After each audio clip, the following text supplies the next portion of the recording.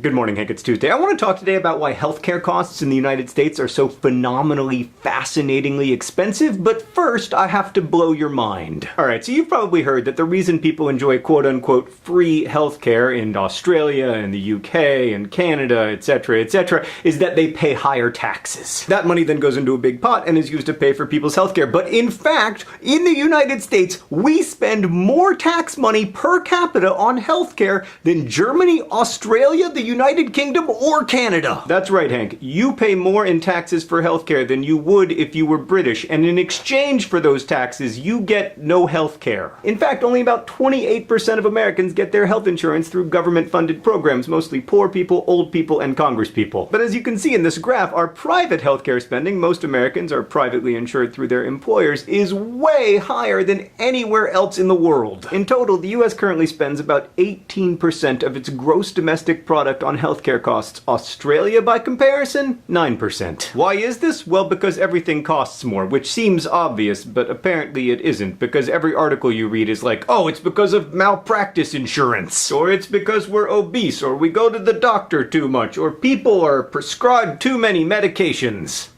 Well, not really. It's because everything costs more. A hip replacement in Belgium costs $13,000. In the US, it's often over $100,000. Colonoscopies average over $1,100 a piece in the US. In Switzerland, they're $655. And on average, a month of the drug Lipitor will cost you $124 if you live in the United States. If you live in New Zealand, $7. Now, we are also, not to brag, richer than all of these countries, so it makes sense that we should spend a little more on healthcare. But we don't spend a little more. We spend a ton more. And vitally, we don't get anything for that money, which means we are essentially paying people to dig holes and then fill those holes back up. Like, we don't live longer, in fact we're 33rd in life expectancy, and in everything from asthma to cancer, according to one recent nonpartisan study, American health outcomes are not notably superior. So why are we spending all of this money for nothing? Well, first, let's discuss some of the problems that are not actually problems. For instance, the problem is not so-called overutilization, the idea that Americans go to the doctor more and get more tests and spend more time in hospitals. We know this because Americans actually go to the doctor less than Europeans and spend much less time in hospitals, although to be fair, you can stay in a Dutch hospital for 7 nights for what it costs to stay in an American one for 1 night, so no wonder we're hesitant. Also, it is not because we are sicker than other people. Everybody likes to blame obesity on our rising healthcare costs, but yet no. That argument is just not supported by data. For one thing, disease prevalence does not affect healthcare costs that much. And for another thing, while we do have more obesity in the United States, which sometimes leads to health problems, we have fewer smokers and less alcohol consumption. Really? Apparently, yes. So that saves us a little money, and if you compare us to, like, the British or the French, in the end, it's probably a wash. Hank, the truth, as usual, is complex. Like, there are obvious inefficiencies in our healthcare system. For instance, not everyone has insurance.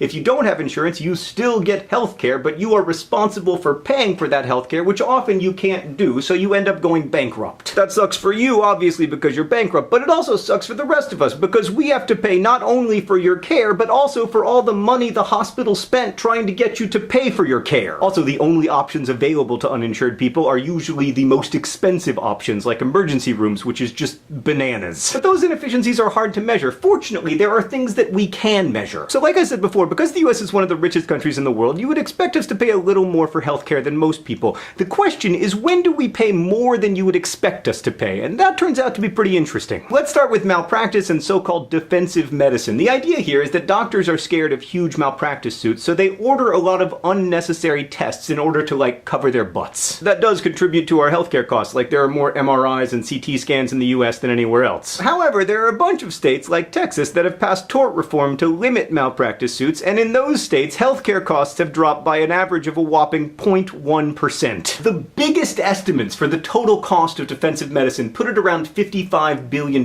which is a lot of money, but it's only 2% of our total healthcare costs. Another smallish factor, doctors, and to a lesser extent nurses, are paid more in the United States than they are in other countries. And by my possibly faulty math, we end up spending about $75 billion more than you would expect us to there. Then we have the cost of insurance and administrative costs, like paperwork and marketing and negotiating prices, all that stuff. That's about $90 billion more than you would expect us to spend. We spend about $100 billion more than you would expect on drugs, not so much because we take more of them, but because the ones that we take cost more per pill. Okay, and now for the big one. I'm gonna lump inpatient and outpatient care together because in the US we do a lot of things as outpatient procedures like gallbladder surgeries that are often inpatient procedures in other hospitals, so we're just gonna make it a big ball. That big ball is $500 billion more than what you would expect given the size of our economy per year.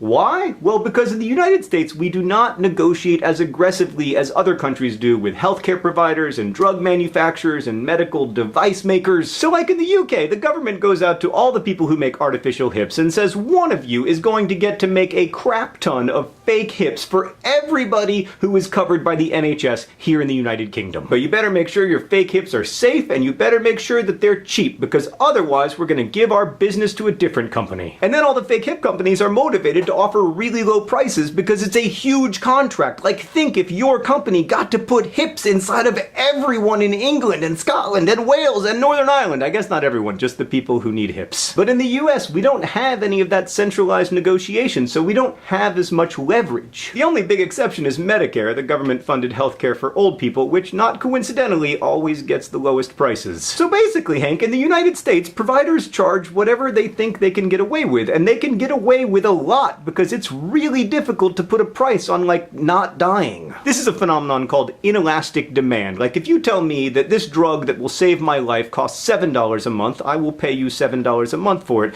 If you tell me that it costs $124 a month, I will find a way to find $124 a month to pay for it. You can't negotiate effectively on your own behalf for healthcare services because you need them, and not like you need a new MacBook Air or the new season of Sherlock, but actual physical need. I guess it is like the new season of Sherlock. So basically, Hank, until and unless we can negotiate as effectively with the people providing healthcare as Australians and British people do, US healthcare costs will continue to rise faster than anywhere else in the world, and we won't get better healthcare outcomes. Hank, I know this video is long, although it could have been much longer, but I am so tired of people offering up simple explanations for what's wrong with our healthcare system. They say, oh, it's malpractice, or it's doctors who must also be business people, or it's insurance companies, or it's insane rules for who can get insurance. It's drug companies, it's government bureaucracy, it's an inability to negotiate prices. Yes, yes, yes, yes, and yes, it is all of those things and more. It is not a simple problem, there will not be a simple solution, but it is probably the biggest single drag on the American economy, and it's vital that we grapple with it meaningfully instead of just treating healthcare costs as political theater. So I hope I've at least introduced the complexity of the problem. I've put some thoroughly nonpartisan links in the doobly-doo for further reading. Hank, welcome back to the United States. As you can see, everything is peachy here. I'll see you on Friday.